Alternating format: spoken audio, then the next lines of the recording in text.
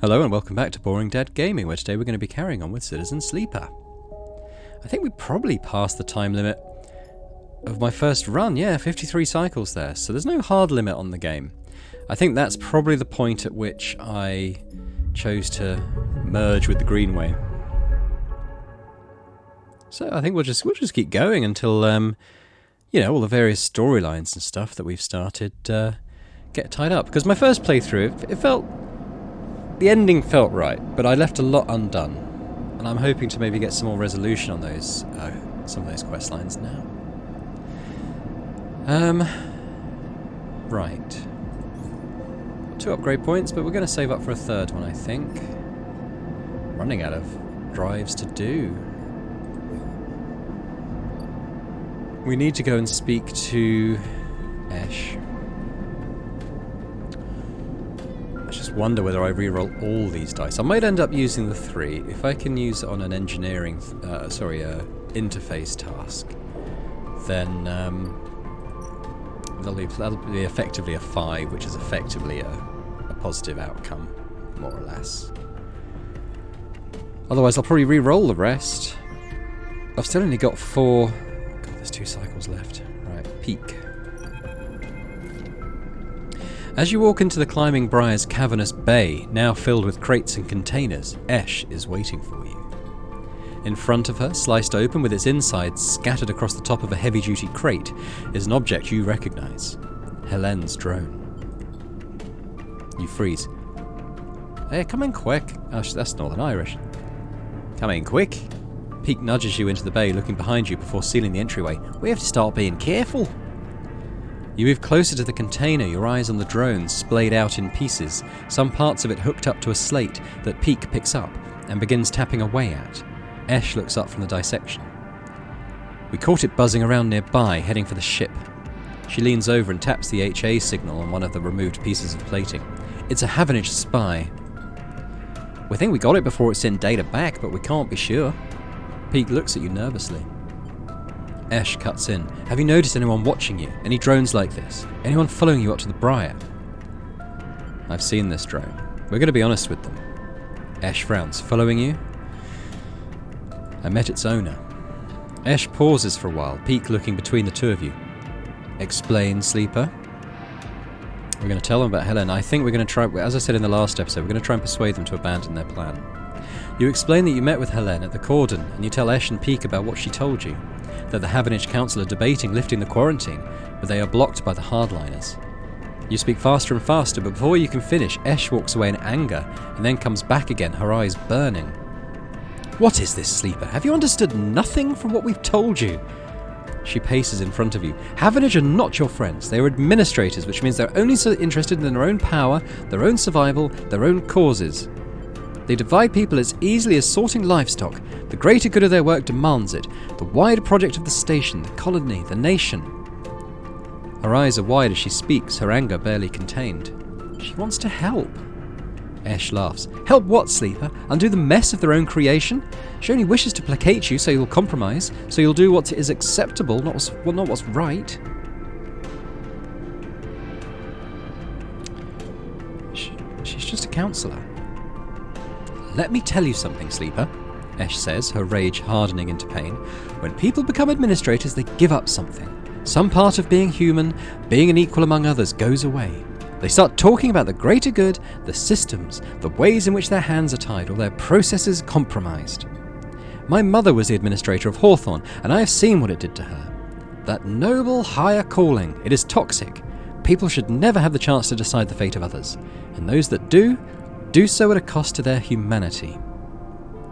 Peak tries to cut in, but Esh holds up a hand. Don't start, Peak. Don't ask me to be reasonable or calm down. Thousands of people are desperate out there. Being reasonable will only prolong their suffering. Helene can help. Esh turns away. I'm done with this. You're risking this entire supply run just by being here. She walks back into the bay and starts checking the straps on the crates. I go next cycle. We don't need you anymore. Get out. Sleeper. Peak looks torn. You have to understand. This is personal for Esh. Helene warned me. Peak tenses. Warned you what, Sleeper? Getting caught will be bad. You think we don't know that? Pete looks tired. You glance around the bay of Briar, the walls seeming closer every second. This whole thing is closing in on you, and the question is, where do you want to be when it all collapses? You look at Peak. What do you think, Sleeper? Peak rubs their forehead. Should we do this thing or not? No. Pete grimaces. I was worried you'd say that. To be honest with you, Sleeper, I'm not sure how we got here. I mean, I know what we did, but it's like the universe shifted under us. One moment we were escaping Hawthorne, and now we're here. And I've no idea what's coming. They look at Esh. But do you see her? They look back at you. She knows how we got here. She is driving this thing forward, and she... They pause. She saved my life. So if your answer is no, I'm going to need you to stand back and get out of our way, because wherever she goes, that's where I'll follow. Don't do this. Peak smiles weakly, their eyes glistening. You can't ask me to do that, Sleeper. You can't.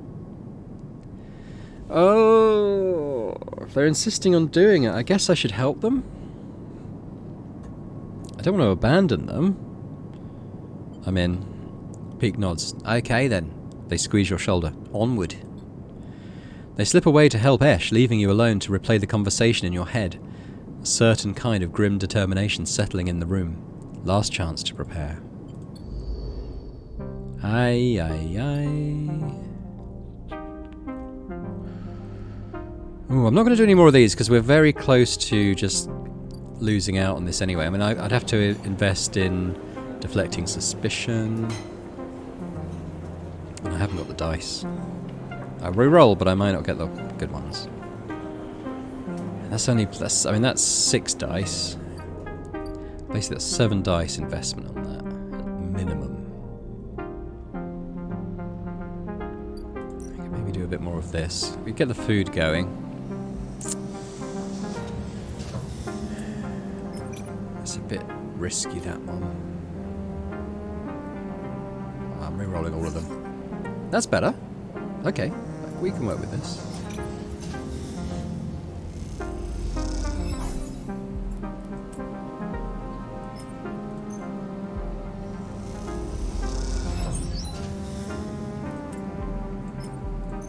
Might be able to fill that up next time. Scrap's a problem.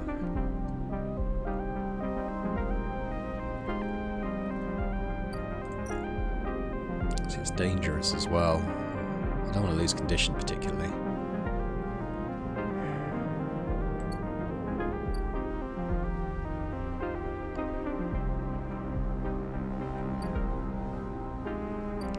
I mean, that scrap ship, there's no way that'll be back. We're still harvesting. Although I actually think this is less pressing now I've got so much cash. Sorry about the dog. There's a dog barking outside he's responding to. I've given him a chewy treat. Hopefully that keeps him occupied. So, yeah, I think I'll regain some energy here.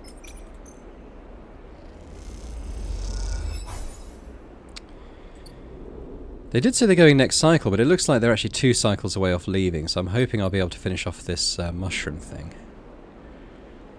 End cycle. I don't think I'll be able to get the scrap.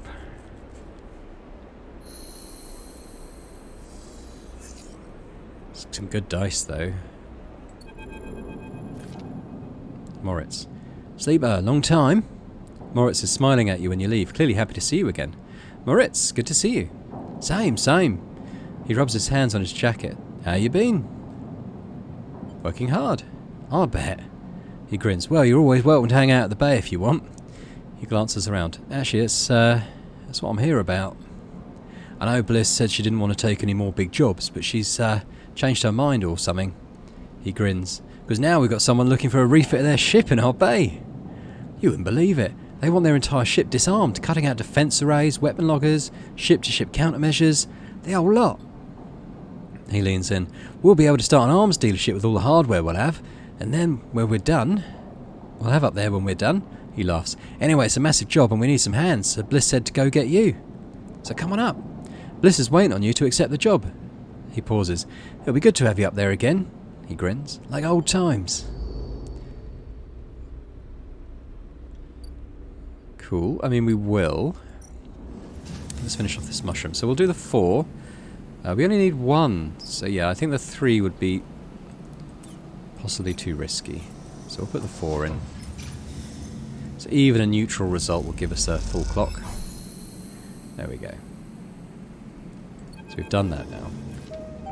Esh. You're leaning against the metal crates you just loaded up with algae, packed and dried into bright green pucks. Esh hops onto one beside you, flexing her aching back. I hope the refugees like algae. Esh squints at you as if you just interrupted her train of thought. It's a look you have become familiar with. It doesn't matter either way, this is what we've got. She sighs, rubbing the back of her neck. In these past cycles working the algae stack with Esh, you've had little insight into her mind. She rarely seems happy to start a conversation, but is always eager to end one.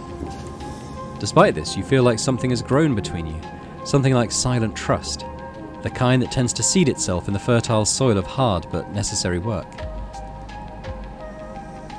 Concerned? Esh laughs. You could say that.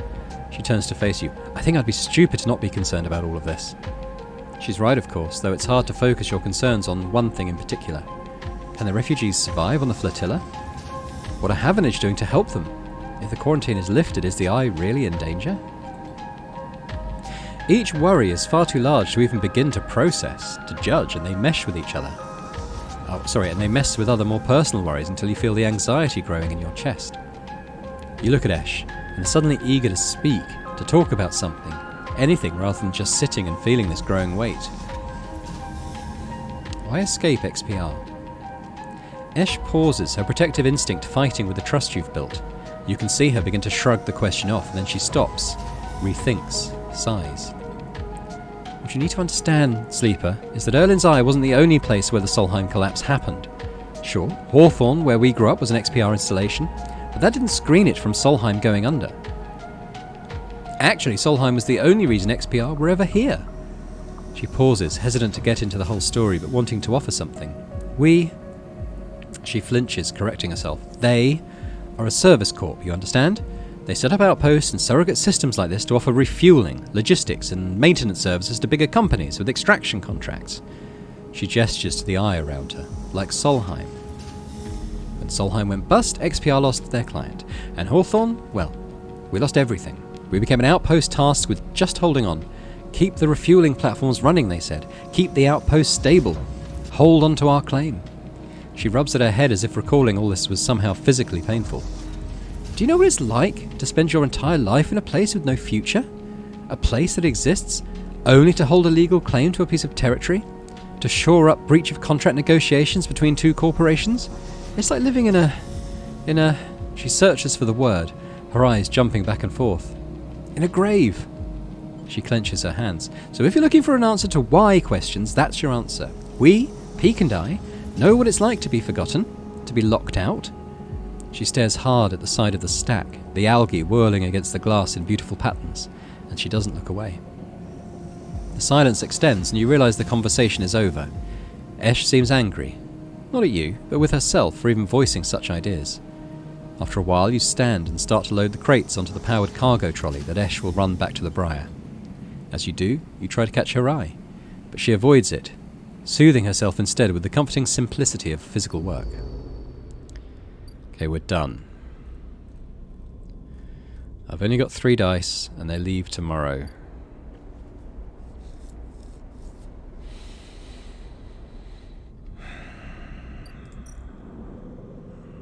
One scrap component. We can potentially get to 7.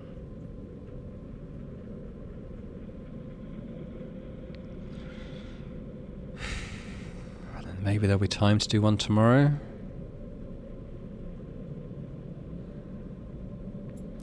Alright, let's see what we can get here.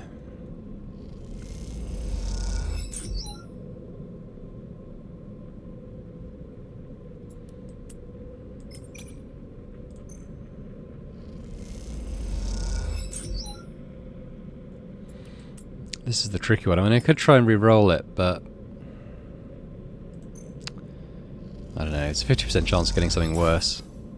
Neutral outcome. We lost the energy. That's fine. We can get that back. But we did get the scrap item, which is good. So we've got 7.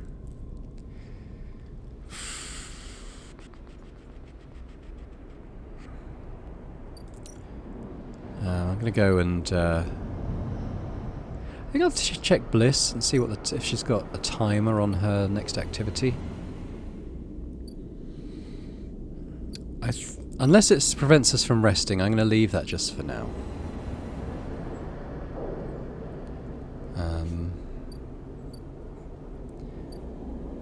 Let's eat at Emphasis Place. I'm going to buy some...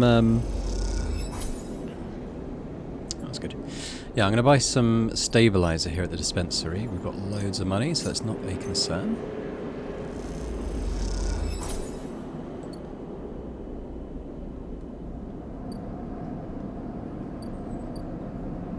I'll check here, but this is for ship mines, it's not for scrap.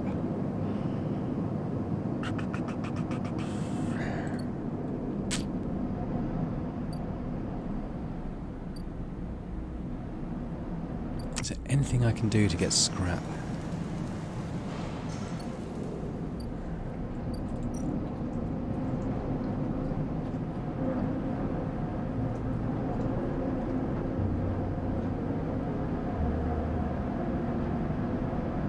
Does this give me scrap? I might try it. I think it gives me money, honestly.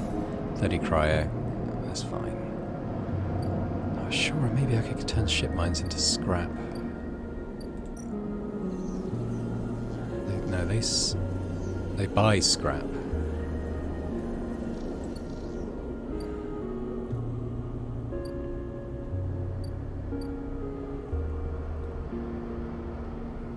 I've checked all this before.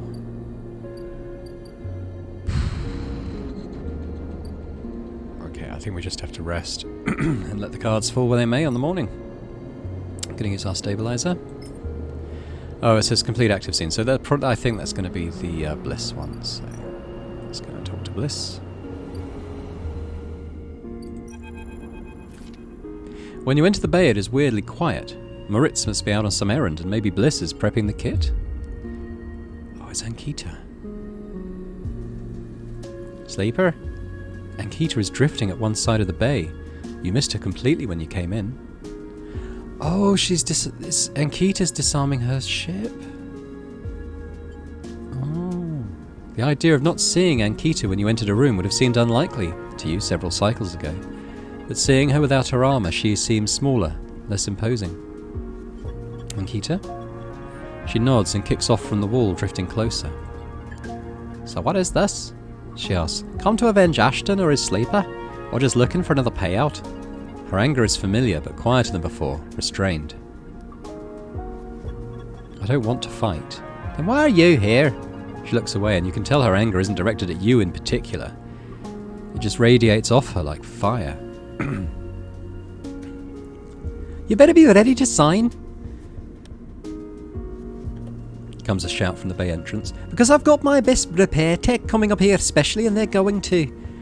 Bliss glides in and suddenly stops herself when she sees you and Ankita standing off. Oh, Sleepy, you're already here. Miss Cassetta, this is the tech I was telling you about. Best on the... Oh, she stops, looking between the two of you. Wait, do you two know each other? You and Ankita look at each other. We work together. Bliss squints at you both before continuing. Bliss produces a slate. Now, Miss Cassetta, if you'd like to sign our damage waiver here, we can start on the decommissioning. She looks at you. My tech here is eager to get started, as am I. Ankita scrawls her signature across the slate. Thank you. Bliss pauses. And everything's okay with the special payment terms we discussed? She gives Ankita a strange smile. All fine, says Ankita, giving you another hard look. Then she kicks off and drifts to the entrance. I'll be in the gimbal, she says, and leaves. Special payment terms? She looks over her glasses at you. Look, Sleeper, there's something I have to tell you. She glances around again. What is she so nervous about? This isn't exactly a typical job. Miss Ankita. She gives you a knowing look. Doesn't have the chits to pay us, so we've made a special arrangement. She sighs. I'm leaving. Leaving? Keep it down, I haven't told Moritz yet. think that's supposed to be yet. It says left on the screen. She looks down. Just waiting to break it to him.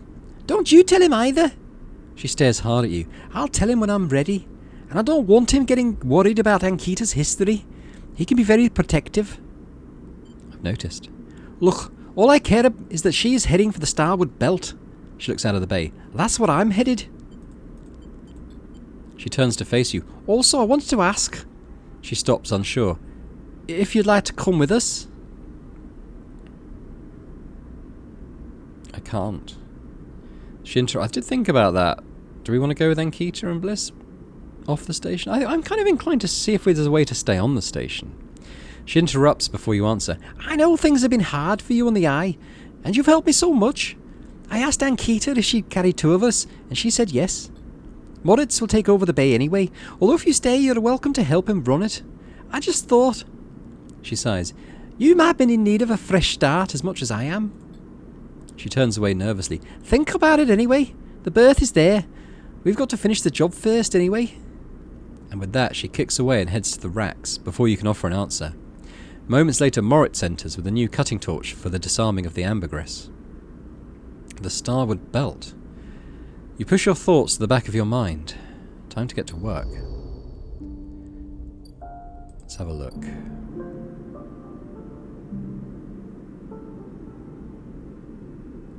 I suspect this is an ending scenario. There's no overarching timer on it, so we don't need to worry about it timing out on us. So we'll leave that for now. We'll think about it. I'm actually, if we finish things up on the station, I'm tempted to maybe make that our canon ending. For the time being, I need to go and rest. We'll feed the cat. Got plenty of money now. Check the stabilizer. We could do with extra dice tomorrow.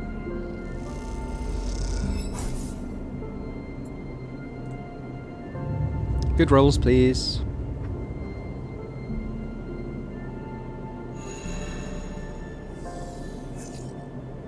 Okay, yeah, we can work with that.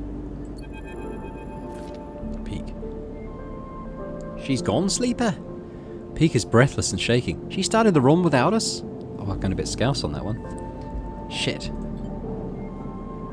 Let's go. If we can head to the cordon now. Peak starts back up the corridor. They turn back. She has to make it, Sleeper. She has to. A shiver runs down your spine. Ash, I hope you know what you're doing. Drive failed. Oh dear.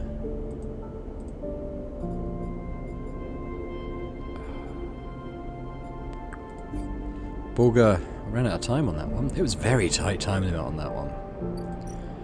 I hoped we might be able to get the scrap. I mean, the scrap I've gathered is not wasted. I'll be able to use it to stay on top of my condition. I was kind of hoping to be able to use it. You arrive, frantic and anxious, at the cordon. Peak is nowhere to be seen. Then you hear footsteps hammering on the metal stairway Helen's drone led you through before, the one that leads up to the observation deck. You leap up the stairs 2 at a time and make it to the top, momentarily blinded by the light pouring into the observation deck. Sleeper? Peak emerges from the light. I know she's trying to protect me, but... It's okay, she chose. What about my choice, Sleeper? I'm not a child anymore. I can fight for myself. They turn away. There she is. Peak rushes to the wide window, leaning forward to catch a glimpse of the Climbing Briar's blue XPR livery against the black of the void. You spot the Climbing Briar, a glint of blue and white, tiny and alone, arcing down towards the red lights of the cordon. She's exposed, Peak says nervously. They'll see her coming if they look. You watch the cordon and the buzzing tugs for any sign of movement, any response. The Briar crawls silently across your view. Come on, Ish, Peak hisses. Then you see it, a sudden flicker of yellow. Peak sees it too. Those 2 tugs are heading to cut her off. Ah! They grip the rail. Go, Ish! As if responding to Peak's urging, the Briar speeds up, diving for the cordon edge now, like a hawk descending. You tense up. Peak grips the rail as the Briar races towards the edge of the cordon, that invisible set of sensors splayed between ships and drones. Now let's hope the blind spot triggered. You think back to the mess of systems you had to wade through to set it up, the delicate contingencies you set up to trigger the sensor blackout just at the right moment. The Briar slides through the cordon as if it was nothing, rapidly slipping into the mess of ships in the flotilla. You look back to the pursuing tugs and see them slow, confused by the cordon's acceptance of the Briar, and struggling to track their target. Esh is in. Both you and Peak let out the breath you've been holding and laugh. "How did she do it?" Peak smiles, shaking their head. "We did it." Peak smiles wider. "Yeah, we did." They laugh. You feel a little shaky from the tension, but Peak's ease helps you settle. You imagine Esh, steely-eyed in the pilot seat of the Briar, searching for a place to dock. Maybe being stubborn has its advantages. What now? Now she finds a place to dock and unload as quietly as possible. They look out at the flotilla, and then she gets the hell out of there. You and Peak turn back to the window, looking for the Briar again amongst all those hulls. The calm fading as new worries settle in. You spot the Briar first this time, docking with the largest of the flotilla's ships, a vast converted tanker, half of its protective plates removed. You think about the effort it must have taken to get that thing all the way here from the inner system. You watch the Briar, unable to get any sense of progress from its placid exterior. "Oh, they'll be offloading everything now," Peak says, both assuring you and themselves that everything is going to plan. You think of all the supplies loaded into the Briar and how long the process of unloading them might take. It wasn't everything else Esh had wanted, or perhaps everything that the flotilla needed, but it was the best you could do with the time you had. One scrap we were off. You think of the reaction of the refugees, of the welcome and thanks they'll give Esh as the bearer of such gifts. You focus on that as you watch the Briar and continue the nervous wait for it to finish unloading. "Oh, it's breaking off." Peak points at the Briar and you see the puff of air and dust that accompanies an emergency depressurization. Esh must have ended things early, but why? Then you see them, the tugs closing in on the Briar. Havenage must have spotted the ship. You and Peak are up against the window again, willing the Briar a safe path out of the flotilla. The Briar struggles to navigate in the crowded flotilla, and the tugs seem to be closing on her. Both you and Peak are silent, every bit of energy you have being sent to Esh in the pilot seat of the Briar. She cuts through the crowded flotilla and then suddenly disappears. Did the ship hit something? Was it disabled? Both you and Peak are searching in the black for a sign. Where has she gone? "Where are you, Esh?" Peak is frantic now, leaning against the window, but the Briar is nowhere to be seen. You both search the flotilla for that streak of blue, but see nothing. Time passes. Peak paces the observation deck. The hope fades, stays silent. "They caught her." Peak manages to get the words out. "She delivered the supplies, but they caught her." They slam a hand against the glass. "I'm sorry." "That was stupid, Sleeper." Peak looks back at you, their eyes wet. "A stupid plan. We had a ship and our freedom. Now what do we have?" Peak slams a hand on the glass in frustration, making you jump. "I won't be trapped again. I won't." They turn and rush out of the observation deck before you can say anything, leaving you alone with the cold and the light. Drive failed.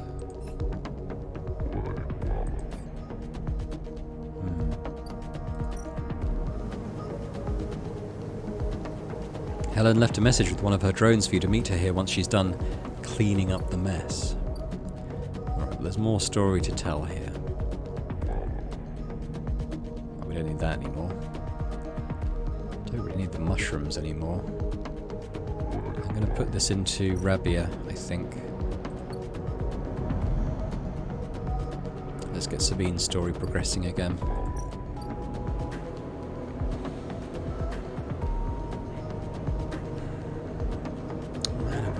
Scrap here, thinking about it. I mean, it still required dice, it was just the dice I didn't have. I'll do one of these for the energy, I think. Can I do one of 3? Yeah, I don't mind. If we lose an energy, it's fine. But we didn't. We get an energy. That's good. I mean, scrap's always good. We'll probably re-roll that 1 and a 2. Might be able to put something else in here.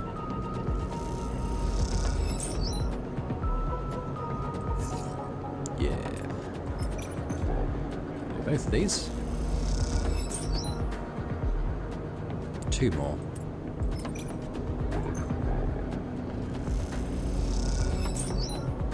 Good. We actually got 11 scrap now. Must have got bonus scrap. It wasn't the scrap that failed the plan. It was the other one we didn't do, I think. Just ran out of time. We've almost done that now. I think what I'll do is get some dry rations from the bar and have a rest.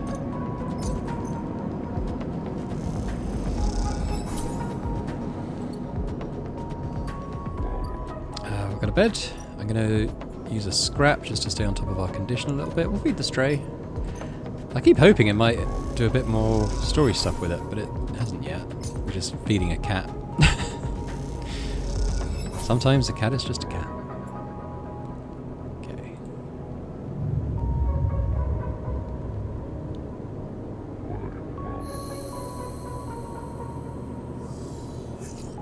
Oh, those are rubbish.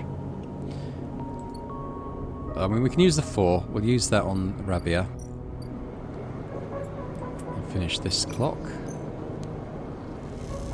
Probably re-roll the rest.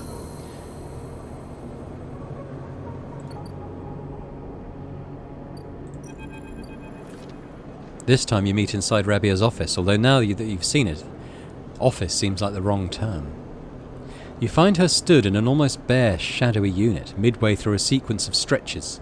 There are 2 low stools and a terminal in the corner, but it seems that most of the space is taken up by a heavy punching bag, rubber matting and a stack of weights. When Rabia turns to greet you, you realise she's missing an arm.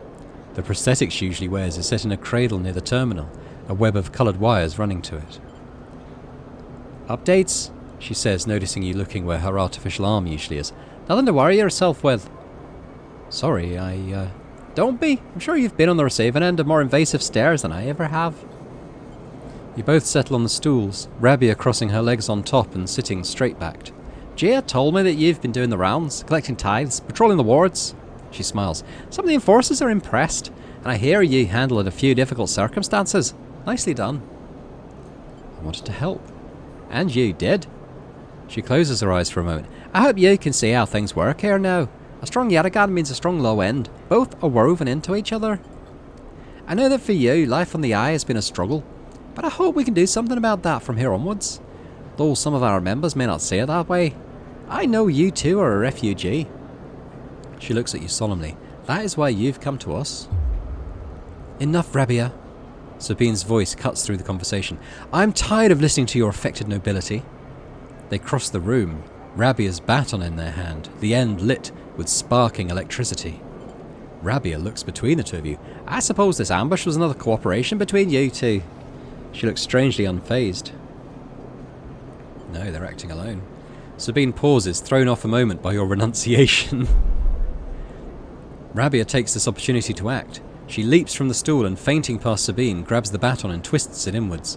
She is by far the stronger, and she pushes Sabine to her knees, plunging the crackling end of the baton towards their chest. Oh dear, maybe I should have supported her.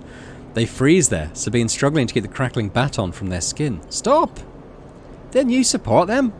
Rabia asks you, her eyes not leaving Sabine. "Your loyalties are so easily swayed."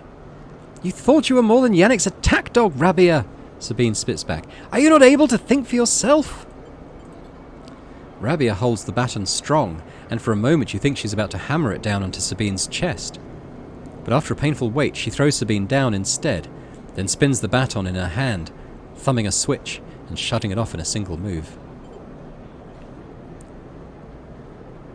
Now what? They both look at you, each still catching their breath, as if they'd forgotten about your presence. Rabia cracks her neck. "You're lucky I didn't kill you. I would have had every right, she shouts, the anger a release of tension more than a threat. Sabine lifts themselves a little, bruised from the fall. They roll onto their side and cough. Rabia gives them some space, sitting back on the stool. Sabine props themselves up on their elbows and fixes Rabia with a hard stare. "You have something to say?" Rabia taunts. "Say it. This is your final opportunity, because after this..." She laughs. "No coming back." "What's the point?" Sabine breathes heavily. "She refuses to listen to criticism of the great Yatagan project." Rabia collects herself. "Speak." She folds her arms and waits to be convinced. Sabine takes a breath, organising their thoughts. They go to start, pause, then decide on another approach. Eventually they say it. "Yannick is a traitor." Rabia immediately flinches, her eyes going to her prosthetic arm, her muscles clenching. But she rides it out, more eager to prove Sabine wrong than she is to hurt them, at least for now. When I came here from S&ARP, they glance at you, gauging your reaction. It was Yannick who was one of the first to support me, to look after me. I should have known then, but I was naive and afraid. Sabine turns to you. Sleeper. They take a breath. I know that I should have told you I worked for S&ARP long ago, but I thought you would abandon me. And you're my final friend. What you should know is that I left S&ARP because I was running for my life. I leaked documents on the Sleeper program, on the illegal and immoral practices it relied on, to the press. S&ARP wanted me dead, and I fled as far as I could to this refuge at the edge of the surrogate systems. Sabine stops to collect himself. What does this have to do with Yannick? Rabia interrupts. The Sleeper knows you're S&ARP, I told them. And while you hide beneath the cover of being a whistleblower, you and I both know you worked on the Sleeper program. Yannick told me as much. Sabine's face falls. It is true. They glance at you and then away, ashamed. They lift their head. But it is Yannick, not me, who is in the pocket of S&ARP. Rabia flinches again. I can prove it. He made some kind of deal to keep me here, to tie me up in debt, to lock me away. In exchange... Rabia slams her hand on the desk. Just tell us, for God's sake. In exchange for those, Sabine finishes, nodding towards Rabia's prosthetic arm in its cradle. He has been using yet again enforcers, using you as test subject for S&ARP technology. I have the data to prove it. He's been bringing them in under the guise of stolen shipments and having me fit them, knowing each one is capturing data and sending it back to its makers. Rabia's fixed expression has started to fade. Sabine produces a slate. It's all here. Thousands of hours of usage data, failure rates, error dumps. These are untested implants, Rabia. They could short out, fail, causing cascading failures across a person's body. And they have. Sabine suddenly looks incredibly tired. I thought the error rate in the units was down to them being stolen or modified.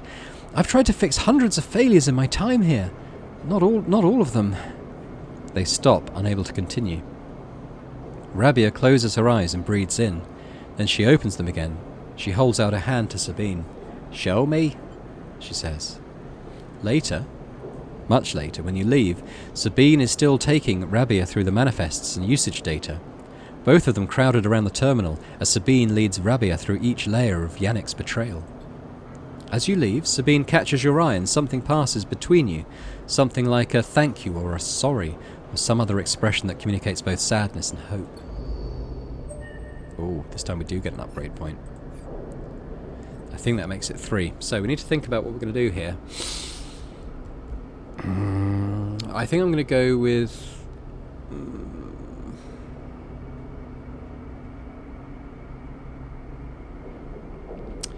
What do I get more of? I'm going to I want to do the sidereal thing, now that I know we don't have a hard time limit on this.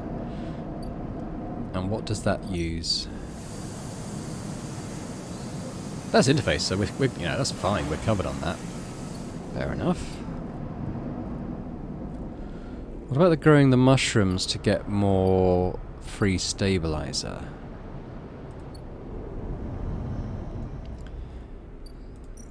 So the groves we want...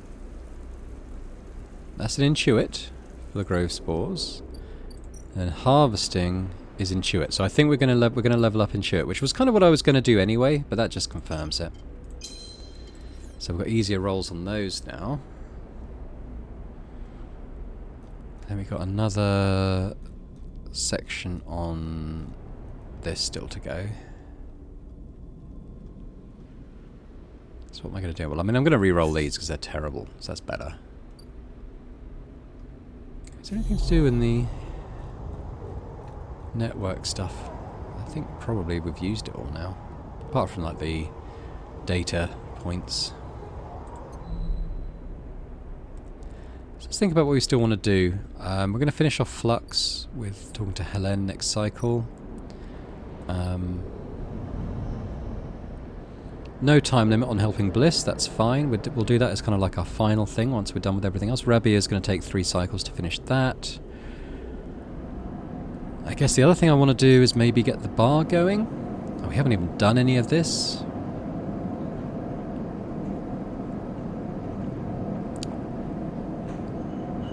So, yeah. There's no time limit on either of these things. So let's do the bar first. We haven't really pursued this at all.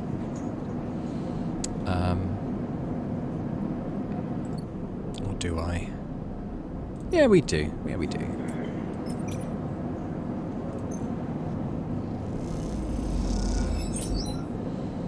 That's positive. Got 2 for that.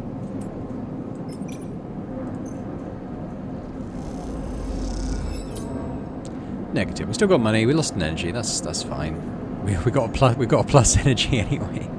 Tell you what, while we're here, let's fill up our energy level.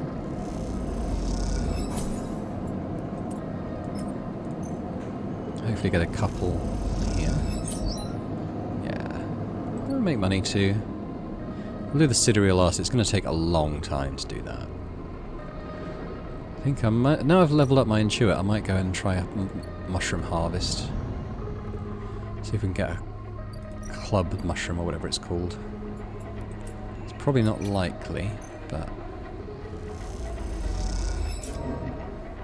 Yeah, we've got Girol. Got loads of Girol.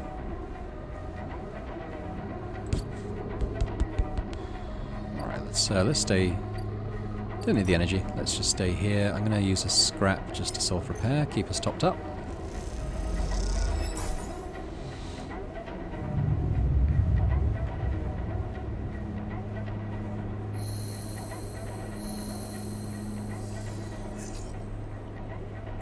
Not too bad. I might use the 4 on the mushroom harvest. Hopefully get club mushrooms of some kind.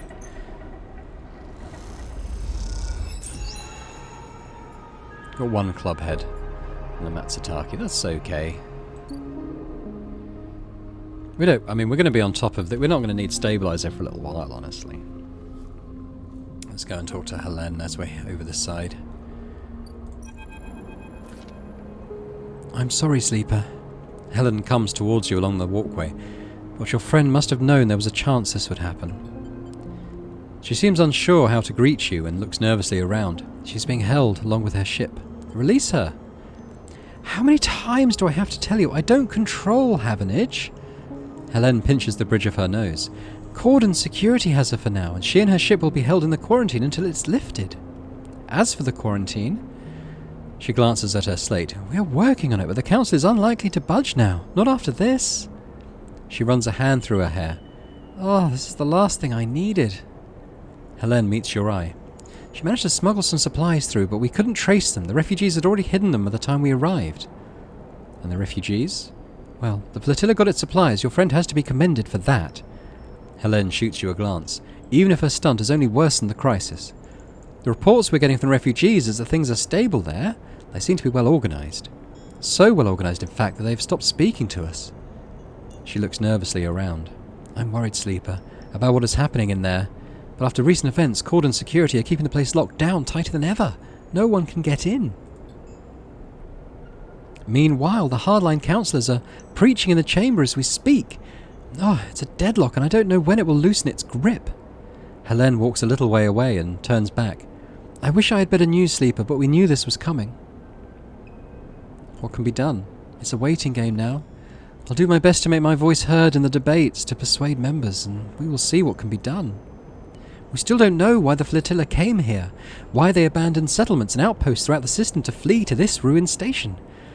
What little we heard from them concerned computer and life support systems, collapsing in waves, machinery in flux. Helen sucks in a breath. This isn't over. You think of the people in the flotilla. Helene is right. People don't abandon their homes for nothing. What wave is rushing through the system, and when will it reach the eye? Helene interrupts your thoughts. I have to go. The debates will restart soon, and I should be there. She waits for a moment, and it is unclear if she is trying to think of something to say or just waiting for you to speak. But the silence keeps you both quiet, and she walks off down the corridor, a nod, the only farewell she offers. You hope that speaking to her might ease the knot of worry in your chest, but it remains there, reminding you of Esh, of the refugees, and of the wait ahead. What is done, no matter how many times you turn it over in your head.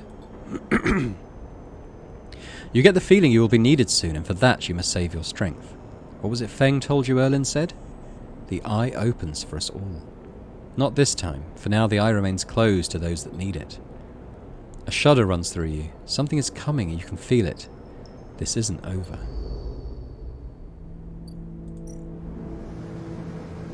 Flux complete. The first part of the Flotilla story is complete. Episode Refuge begins when the cycle clock below is filled. We've got 3 cycles.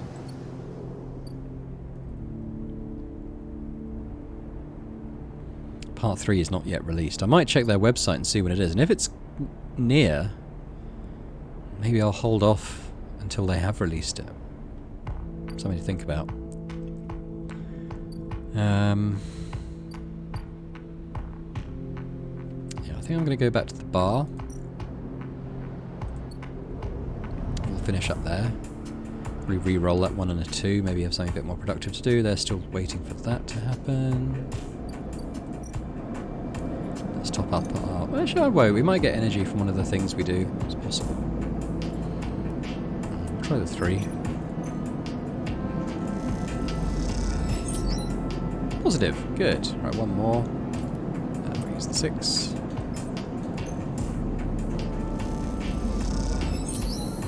Good. We fill that up. Let's re-roll these. Better.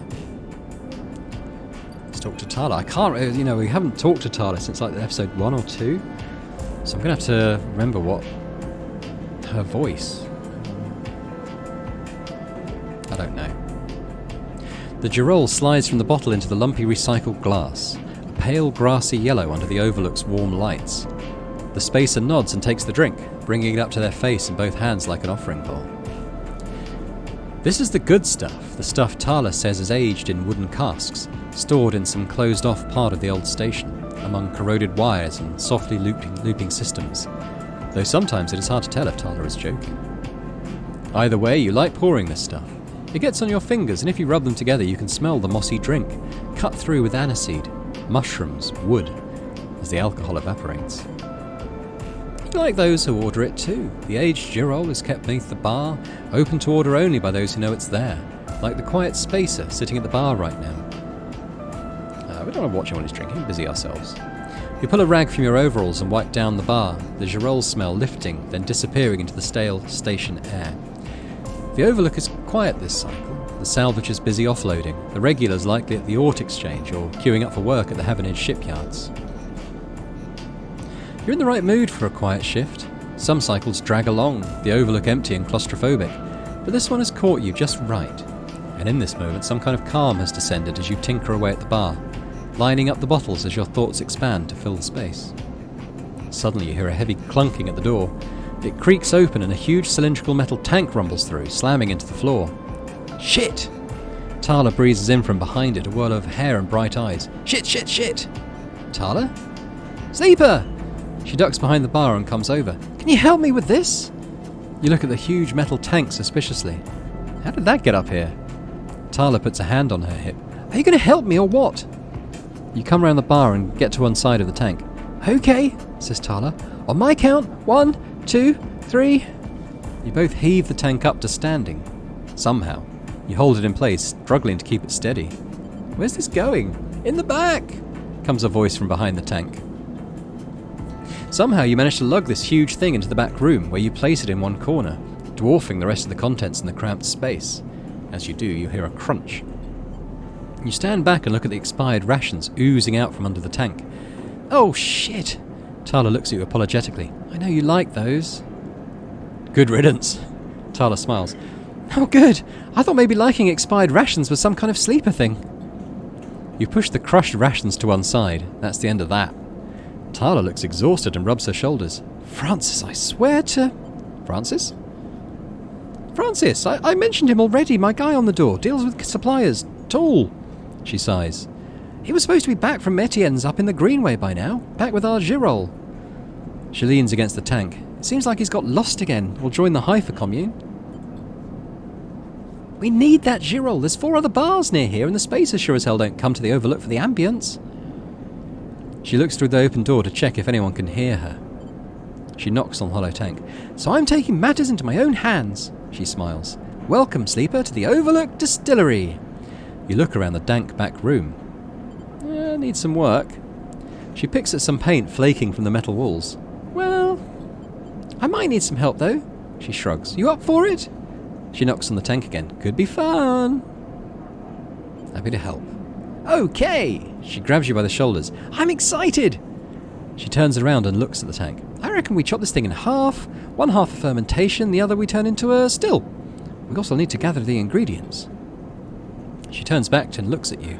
You look more like a chopper than a gatherer. She smiles. So how about you build the still tub while I work on the rest? Oh, wait, Sleeper, I have an idea. Tala is grinning now and is making you nervous. To make up for the rations, how about we put a kitchen in here too? A kitchen? Uh-huh. I always wanted to serve food. She turns back to the tank. This is going to be great, she says to herself. You look at the dented tank in the bare room. Well, at least she has vision. Tala nudges you out of the back room and closes the door. As you go back to the bar, you hear the banging and thumping begin. The Spacer finishes up their drink and nods in your direction as they leave. You can't quite tell if it's a gesture of sympathy or good luck. So much for a quiet shift. New drive. Improve the overlook. Help set up the distillery. So what have we got to do in here? Build the still. Engineering. Okay. It's a shame they didn't have me doing the girolles because I've got 6 of those in my inventory. We've got the scrap freighter back. Don't really need that now.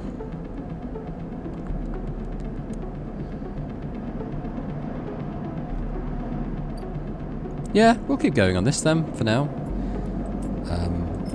That's pretty good.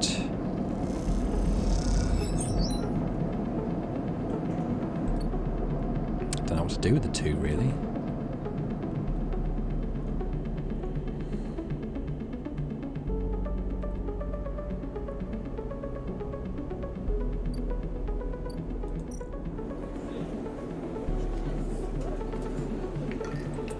This does become a 4 in here. I mean, that's a 75% chance of a decent result. Might as well do it. Neutral. 9 cryo. That's fine. Don't really know what to do with that 2 anyway, honestly. Let's go back home. Gonna feed the cat. Let's just stay on top of our condition.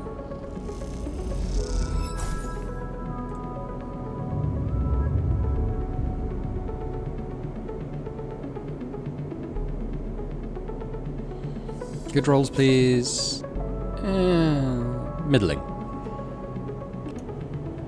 Okay, what I think we'll do today, and pretty much all we're going to do, I think, is help set up this bar. I mean, we've got a couple of timers still going down.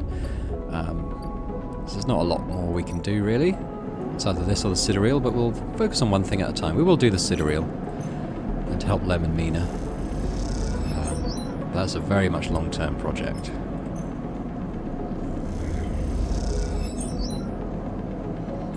Re-roll these. Oh, nice. This should finish this off, actually.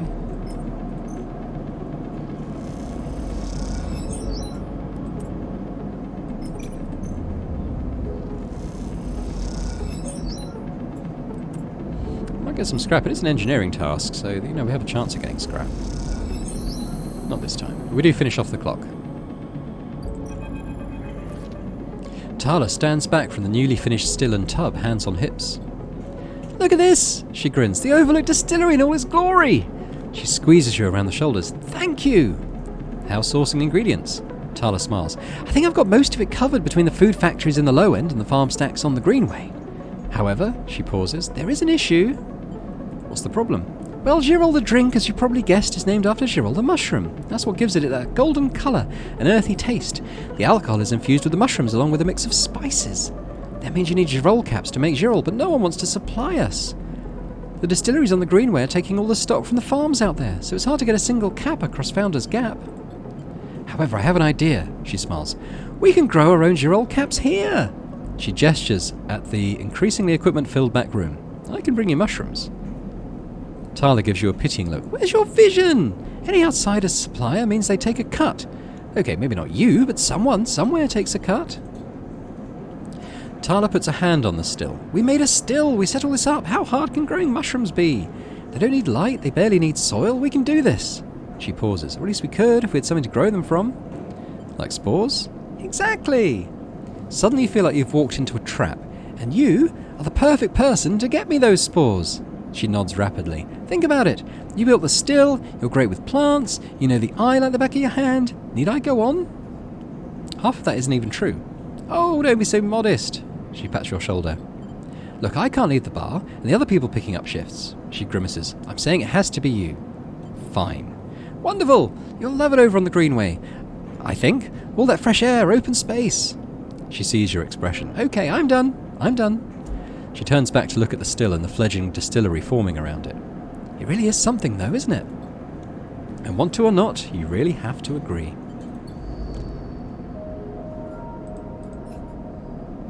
Okay, so we're going to bring her spores, and that's absolutely fine. We know where to do that.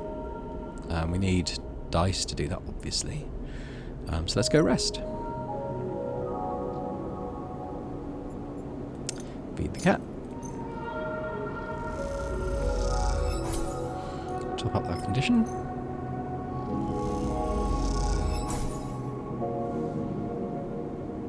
End cycle.